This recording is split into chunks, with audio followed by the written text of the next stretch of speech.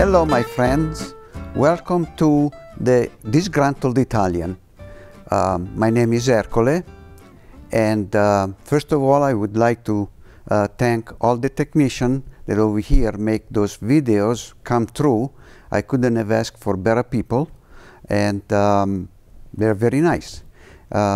Today's subject is a sketchy picture of the future government. While I'm saying this one is because some people very busy during the day, they don't really pay attention to what's going on in the government, and then they got called to make a decision, and sometimes those decisions are not quite what it reflects reality. So here we are. I'm going to start by reading for you a few statements from illustrious presidents of the past. And you'll forgive me if I use my notebook, or actually my phone, but there are a few of them, and they are very nice. And I'll start with the one given by Dwight Eisenhower about corporation. It says, high corporate tax create incentive to big businesses to spend earnings and expand, like new location, new hires, new equipment, and product that will help reduce their taxable earnings, and this is driving reported wealth into a lower tax bracket. Better to send a majority of earnings or expansion that hoarded and then pay Uncle Sam 90% of it. It is not communist, it's responsible economies. And he has another saying that says, every gun that is made, every warship launched, every rocket fired, signifying in the final sense, a death from those who hunger and are not fed, those who are cold and they are not warmed, and so on. So that gives you an idea of what is happening with politics. Sometime, many time, all the time, that one I don't know, but it's happening. Then we have another one from one of the most beloved president, Abraham Lincoln, that says, and quotes, is, Republicans are for both the man and the dollar, but in case of a conflict, the man before the dollars. Those were those Republicans. Said another thought, Abraham Lincoln, this is like almost reading the future from him. America will never be destroyed from the outside. If we falter and lose our freedoms, it will be because we destroyed ourselves. And today it seems like that maybe, hope not, but maybe these things are coming true. And we have another one from Abraham Lincoln that talks about the America runaway corporate power. I see it, he says in his quote, I see it in the near future, a crisis approaching that causes me to tremble for the safety of my country. Corporations have been enthroned, and an era of corruption in high places will follow, and the money power of the century will endeavor to prolong its reign by working upon the prejudices of the people until all wealth is aggregated in a few hands of the republic, and the republican is destroyed. So you see, going back generation, our president, they already knew what's happening or what might be happening, what we were prone to get into these problems. So now we have another statement from, out of all of them, Theodore Roosevelt. says, is try to explain what patriotism is, which it seems like in our day has been put upside down. Patriotism means to stand by your country. It does not mean to stand by the president. So, and that's very simple, 2 lines, very, very, like, it is a concentration of a very complicated thought. Then he had another one say, Americanism means the virtues of courage, honor, justice, truth, sincerity, and hardihood, the virtue that made American. So that's another statement that's very, very himself, very explanative. So, and then Theodore Roosevelt, it was very prolific in his statement. He had more. So it's to announce that there must be no criticism of the president, or that we are to stand by the president, right or wrong. It's not only unpatriotic, I repeat, unpatriotic and servile, but is morally treasonable to the American public. So, and this was at the time of Theodore Roosevelt. So you can see we have some contradiction with how things are understood today, or misdescribed. And as I say, as Theodore Roosevelt, it has quite a few of them. This says also, this country will not be a good place for any of us to live in unless we make it a good place for all of us to live in. And not, I would say, oh yes, the white people, the black people, the yellow people, the illegal immigrant, those are just divisive things that is being used by the person with ill intention. Well, there is another one again from Theodore Roosevelt, as I say earlier, there are quite a few of them. It is better for the government to help a poor man to make a living for his family than to help a rich man make more profit for his company. That's obviously a rhetorical question. So, and what else? We have Franklin Delano Roosevelt. He's got his own. He had few of them. Says, no business which depend from paying less than living wages, his worker has any right to continue the existence in this country. By living wages, I mean that are a bare subsistence level and all the other needs that to have a decent life. I paraphrase this one because some of the stuff it's off my screen. So, but that's exactly where he meant to say in that one. Then we have another one I can probably say by heart, is from JFK, and this one is probably well remembered by a lot of Americans, that says, don't ask what your country can do for you, but you ask what you can do for your country. And now after says one of the last that I have noted in my list for famous sentences from illustrious presidents, I have also taken the liberty to look for it and found some company that tracking the vote that Congress makes on their legislation.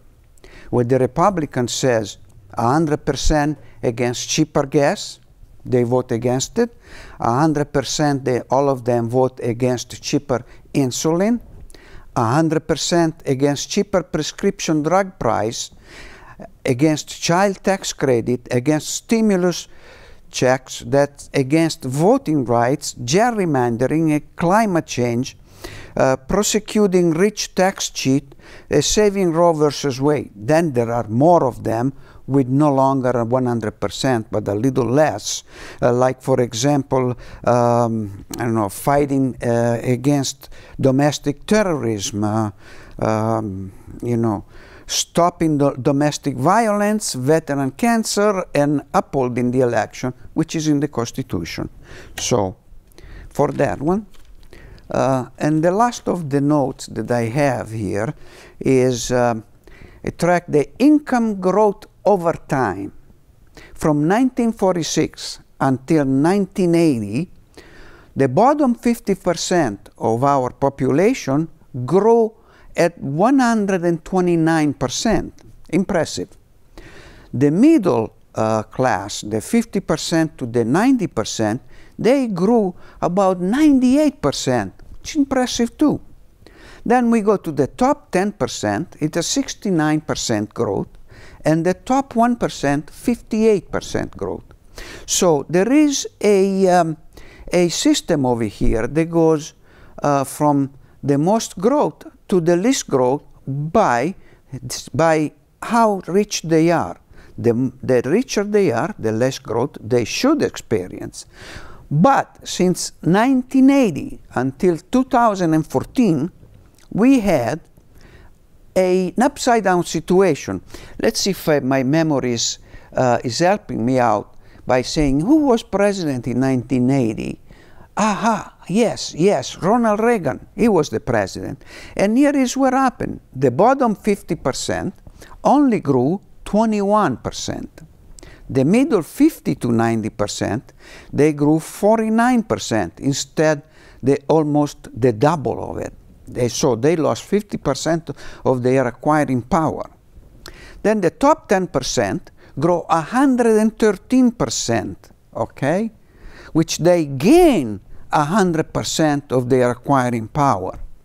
And the top 1% of a whopping 194% growth. Their growth was 4 times higher, 4 times what they used to have, and therefore they are acquiring 4 times the buying power.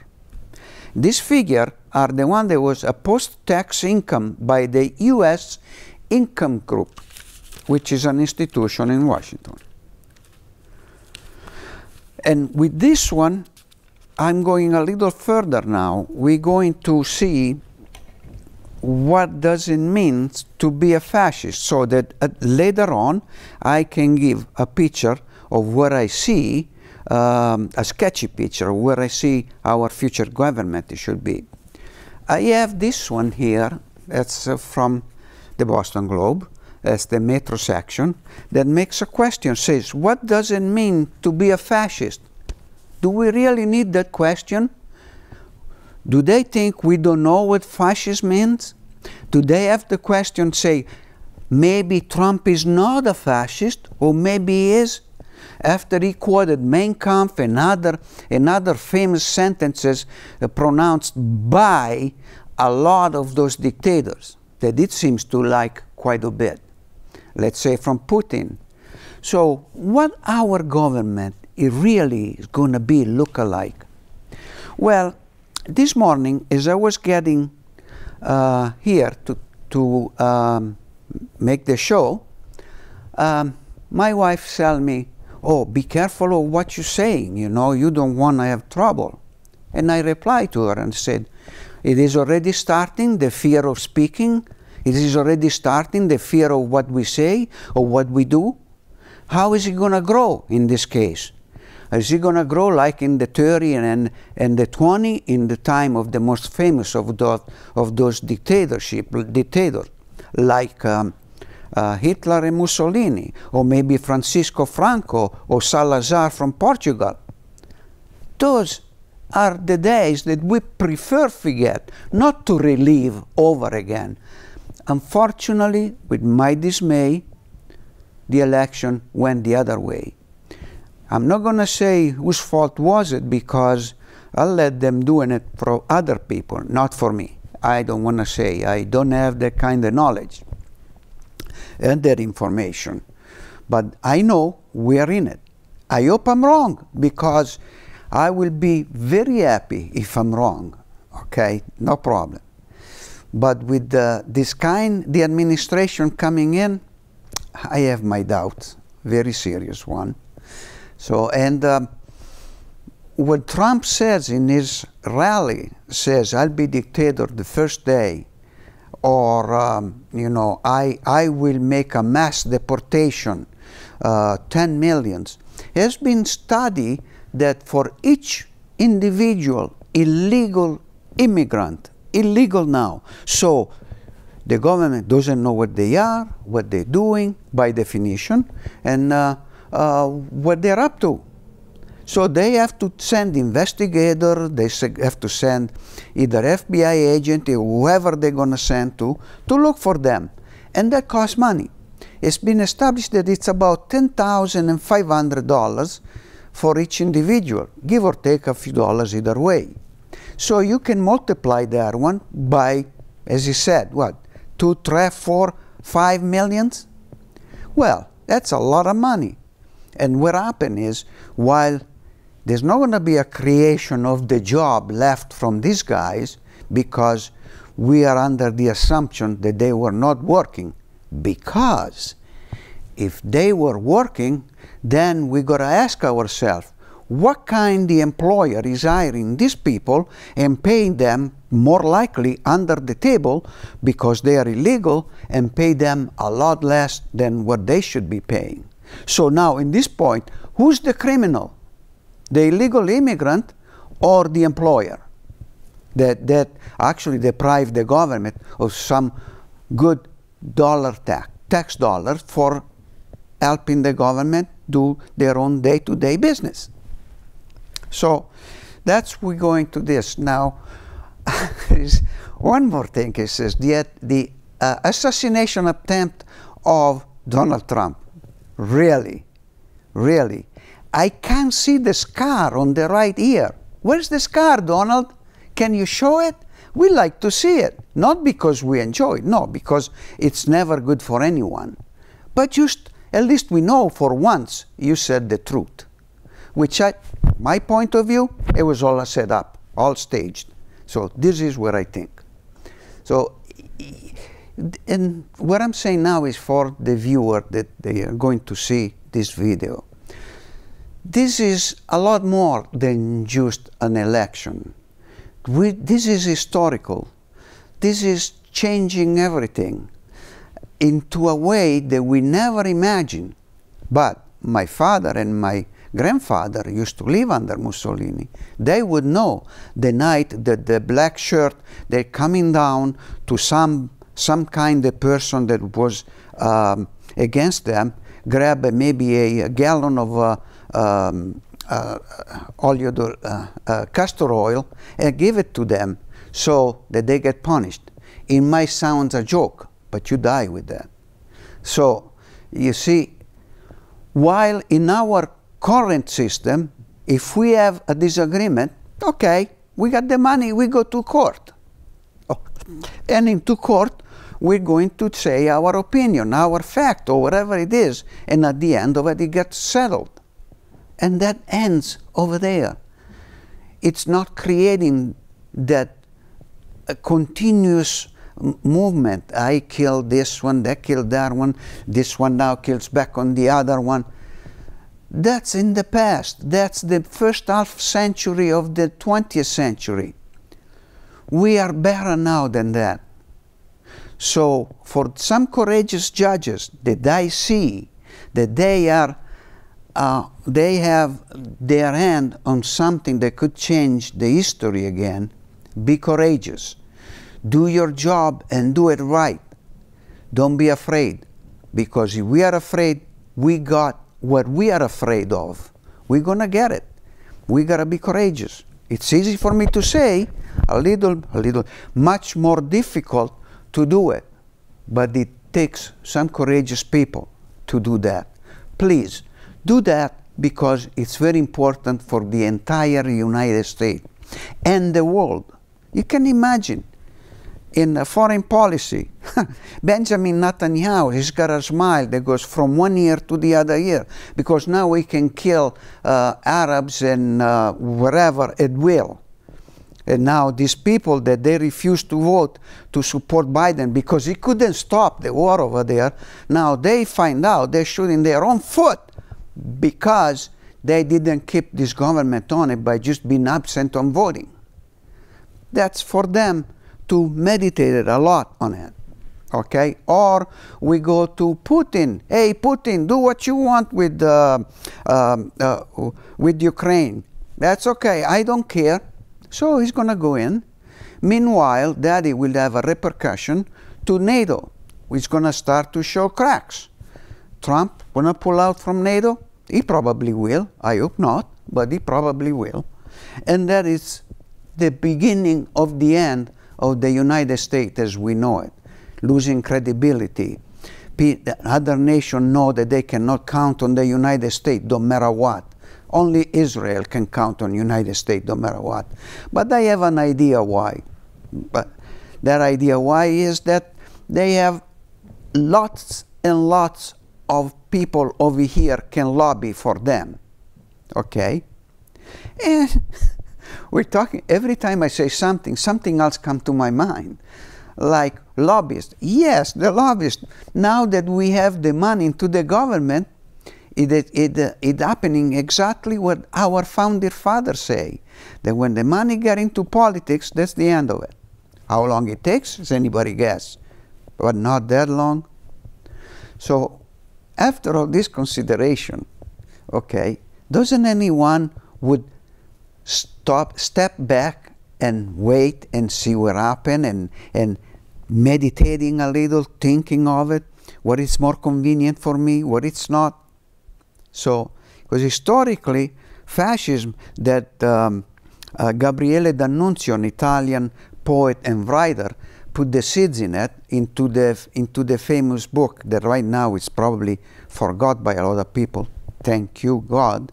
It's called Notturno, which put the seeds for the creation of the fascism.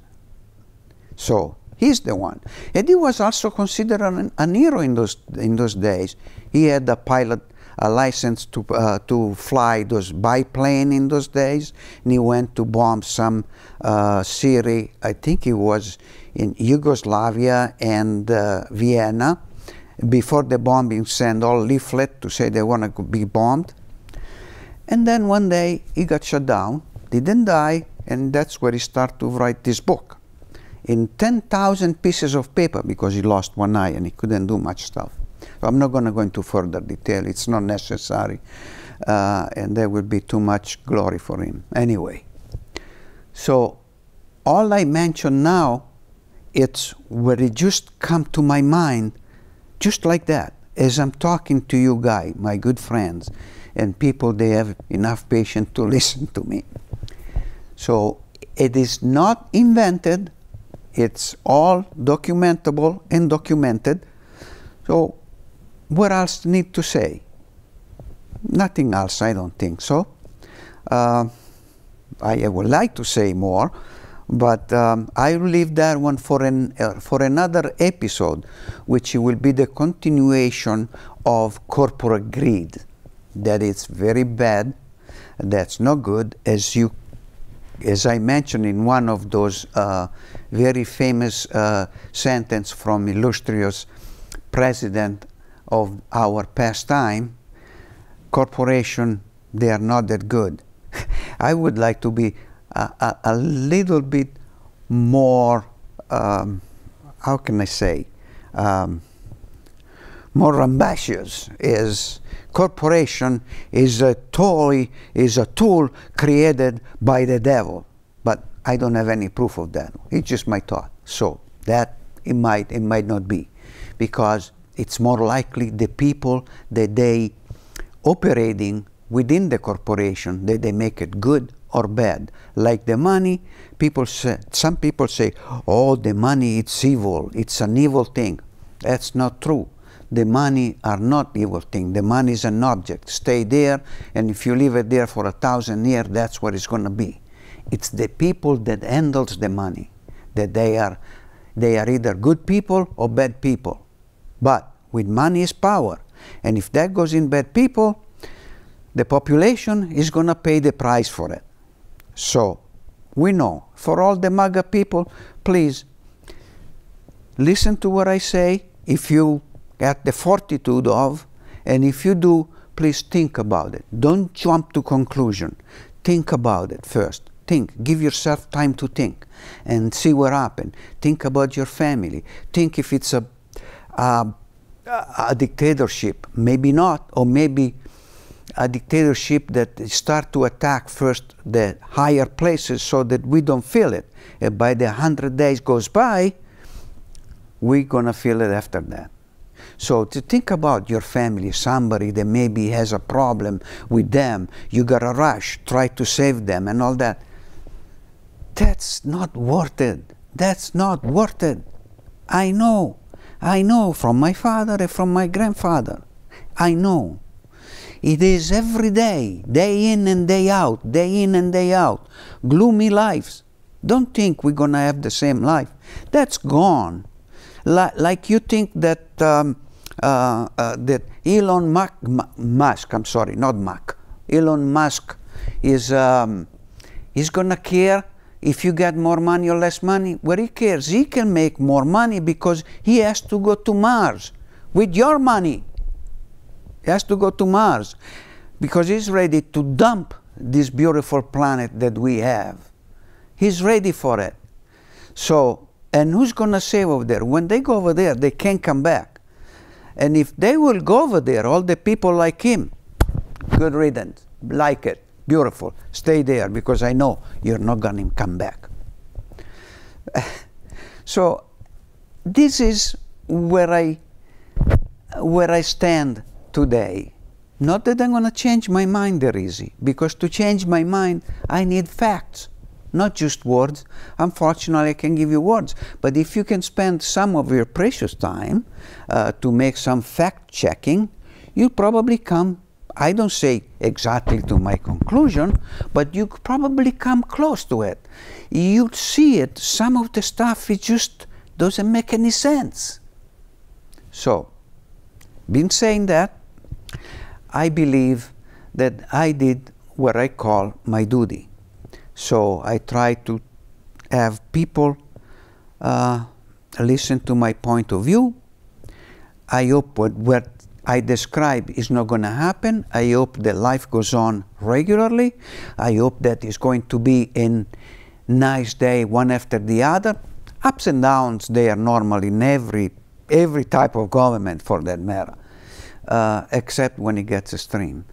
So it's like, what I'm saying, it's like a warning, like Cassandra into the War of Troy. You know, when the Greek attacked the Trojan and they lost, you know, Cassandra kept saying, you guys watch out because you're going to lose and all that. That's on their idea. Maybe I'm a little too late. So please listen again to what I say. It is important. It is not just for you or yourself, but it's also for your peers, your family, the future, how we're going to share this beautiful country of ours without being a weight on everything else. So this is it. With this one, I conclude my show today by saying to you people, thank you for listening to this old man here. This disgruntled Italian. I am a little disgruntled today. Yes, I am. And for all of you that listen to me and all my friends, arrivederci until next time.